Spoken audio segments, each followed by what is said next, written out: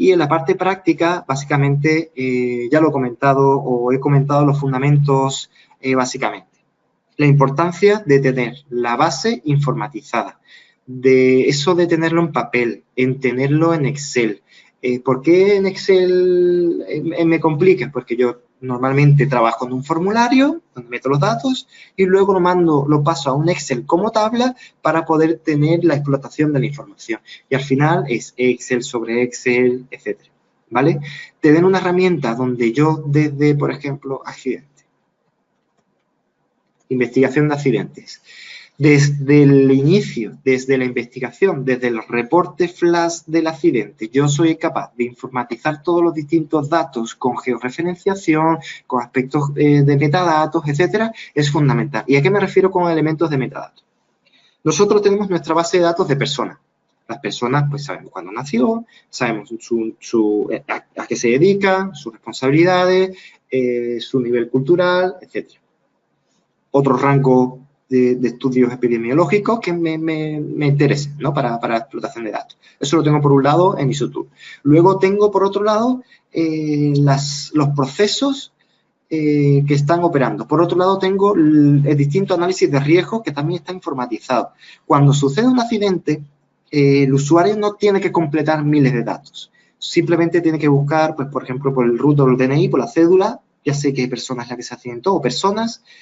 Puede ser que sea interna, puede ser que sea externa. Yo ya sé qué persona, en qué posibles operaciones está trabajando. Seleccionamos la operación operaciones, o a lo mejor fue accidentado en una zona donde no debería estar, entonces seleccionamos esa información. Seleccionamos el turno de trabajo o la hora en la que sucede o la fecha correspondiente. Ya sabemos ahí, pues, cuándo sucedió, ya tenemos ahí parámetros de temperatura, geográficos, si estaba lloviendo o no estaba lloviendo, condiciones climáticas, etcétera, grado de productividad, estábamos produciendo mucho, había un caso especial donde estábamos produciendo mucho, y esa información ya está, ya la tenemos dentro del sistema. A partir de ahí, lo único que tenemos que hacer es completar realmente el suceso para el análisis de la información, cuál fue la zona afectada, levantar esos datos dentro de un universo finito, porque ya lo tenemos en las distintas metadatas. Una vez que tenemos esos datos, el sistema no necesita establecer elementos paralelos, ¿no? Donde voy a construirme otra cosa, donde voy a explotar la información, etcétera. Sino que nosotros, y una cosa fundamental, donde decíamos el tema de los ETL, es poder tener la posibilidad de construirte qué datos son los relevantes, ¿vale? Para la explotación de datos. De manera que en ISO-Tool nosotros nos podemos establecer cuáles son los datos relevantes para la investigación. Hay cosas que a lo mejor no me interesa para la toma de decisiones. Las palabras más utilizadas, las comunicaciones más relevantes en cuanto a las observaciones de conducta insegura, etcétera. Todo eso yo lo puedo ir estableciendo en el consumo de datos que luego voy a explotar la información. Así pues, nosotros tenemos el universo de datos que ya está informatizado. Luego me creo mi ETL, que es el propio ISO-Tool que me va a generar un web service que voy a establecer toda la información necesaria en un formato tipo JSON. Por ejemplo, yo aquí he extrapolado la información. ¿Qué datos tengo? Los datos que yo le he dicho al sistema, ¿vale?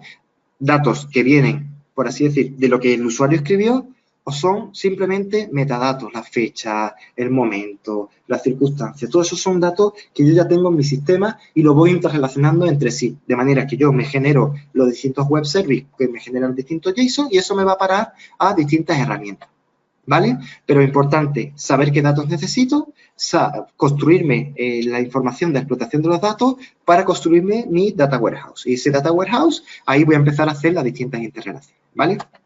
¿Qué herramientas utilizamos nosotros? Pues ahí nosotros no hemos inventado nada, es lo que hay en el mercado. Ahí está, pues, ClickView con el ClickSense, que me permite, ClickSense me permite explotar la información, hacer la capa de datos, está el Power BI, etcétera.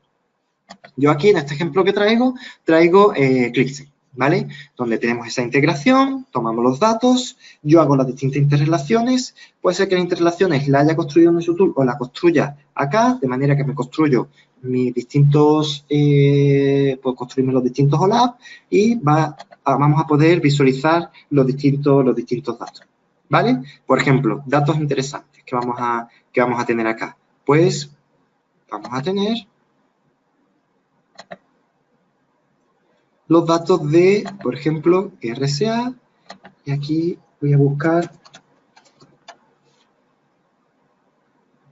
incidente de planta, ¿vale? ¿Qué es esto de RSA? Pues son las distintas resoluciones de cumplimiento ambiental, y yo voy a tener que tener esta información. Creo que lo he solucionado, que no era.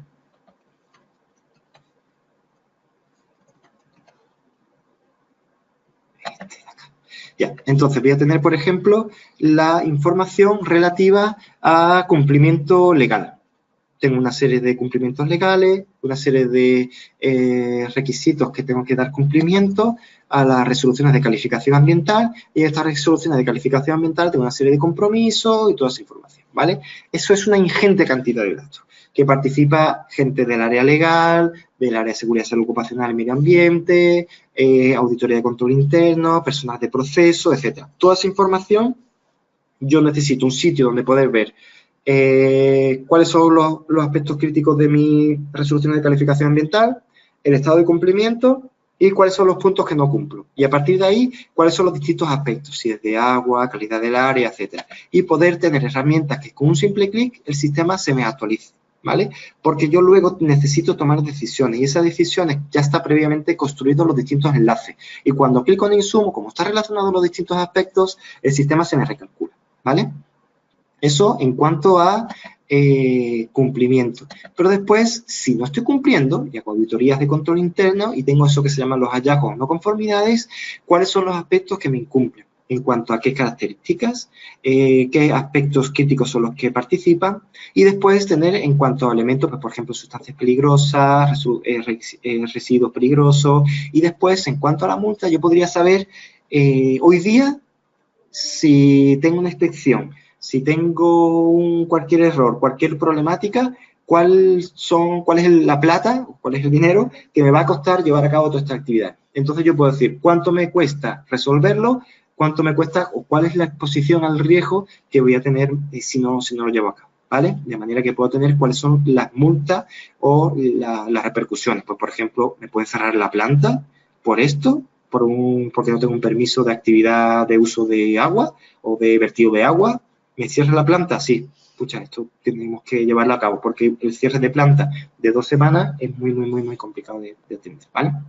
En cuanto a accidente-incidente, pues básicamente es súper importante tener esa consideración. Por ejemplo, evolución mensual y en el tiempo. ¿Cómo va evolucionando en el tiempo las distintas características de la gestión?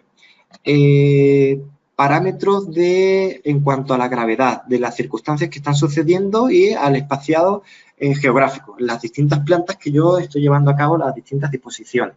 Estos son ejemplos de acá de Chile. Después tendríamos, por ejemplo, incidentes en cuanto a plantas y consecuencias, cuáles son las consecuencias que se van derivando, la contaminación, derrame, en cuanto a los distintos accidentes, y todo esto igual, yo lo puedo ir definiendo y el sistema me va operando y gestionando.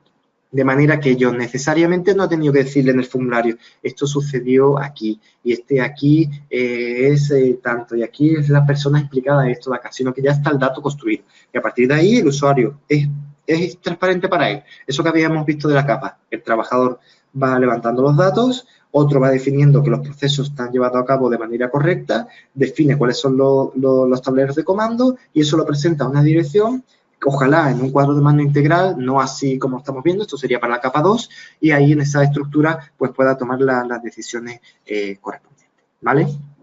Así un poco viendo cómo SUTOOL da solución a toda la estructura que habíamos dicho o que hemos ido planteando en la disposición inicial, ¿vale?